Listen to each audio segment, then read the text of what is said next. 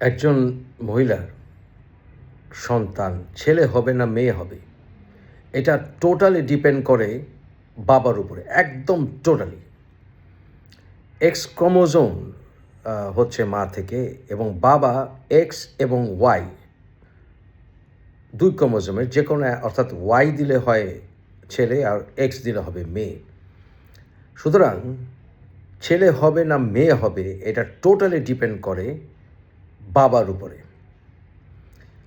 কিন্তু আমাদের দেশে শুধু নয়, সারা বিশ্বে হাজার বছর ধরে মেয়েরা পুরুষদের নির্যাতনের শিকার হয়েছে।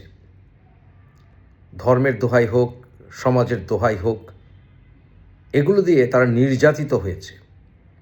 তারা দিনের পর দিন, মাসের পর মাস, অনেকে আবার সারা জীবন সৃষ্টিকর্তার কাছে আবেদন করেছে সেই পুত্র সন্তানের জন্য। অনেক ধর্মে তো আবার পুত্র সন্তান জন্ম দেওয়ার জন্য স্পেশাল একেবারে দোয়া টোয়াও আছে, একেবারে প্রার্থনাও আছে। অনেক পুরুষরা একাধিক বিয়ে করে পুত্র সন্তান লাভের জন্য, এবং অনেক মহিলা ইতিহাসে নির্যাতনের শিকার হয়েছে। শ্বশুরবাড়ির অনেককে ঘর থেকে বের করে দেওয়া হয়েছে কারণ তারা পুত্র সন্তান জন্ম দিতে পারেনি। আমাদের পুরুষদের কান ধরে তওবা করা উচিত, মাপ চাওয়া উচিত প্রতিটা নারীর কাছে নারীত্বের অপমানের জন্য। কারণ বিজ্ঞানের কারণেই আমরা জানি এখন যে পুত্র হবে না কন্যা হবে এটা বাবার উপরে নির্ভর করে। এখনও বাংলাদেশে গ্রামে গঞ্জে অনেক নারীরা এই অন্যায়ের শিকার হয়। পুত্র হবে না কন্যা হবে, এর জন্য নারীরা দেয়। আরে যখন তুই পাপ ফলাস, পিতৃত্ব দাবি করিস, তখন তো বলিস সেটা আমার সন্তান, কিন্তু কন্যা হলে মুখ কালা করিস কেন? কেন করিস এখনও, এই 2026 সালে দাঁড়িয়ে? আল্লাহ কোরআনে 16 নম্বর সূরার 58 এবং 59 নম্বর আয়াতে এই সকল পুরুষদেরকে কন্ডেম করেছেন, ধিক্কার জানিয়েছেন। 81 নম্বর সূরার 18 এবং 19 নম্বর আয়াত পড়ুন। আর আমি দেখেছি, ভারতেও দেখেছি, দিল্লিতে, যে বাচ্চা যখন পেটে আসে এটা যেন পরীক্ষা করা না হয়।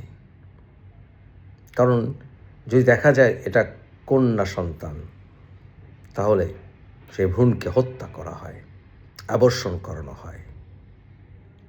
কারণ শুয়োরের বাচ্চাদের তার অভাব নাই, তাই না? যারা মেয়েদেরকে এইভাবে নিপীড়নের শিকার করে।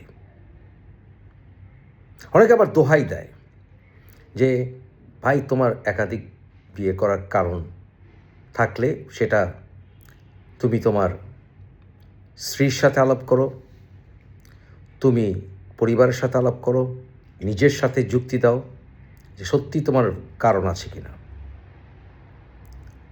কিন্তু যারা এই একাধিক সন্তান জন্ম দেওয়ার এক্সকিউজ দেখিয়ে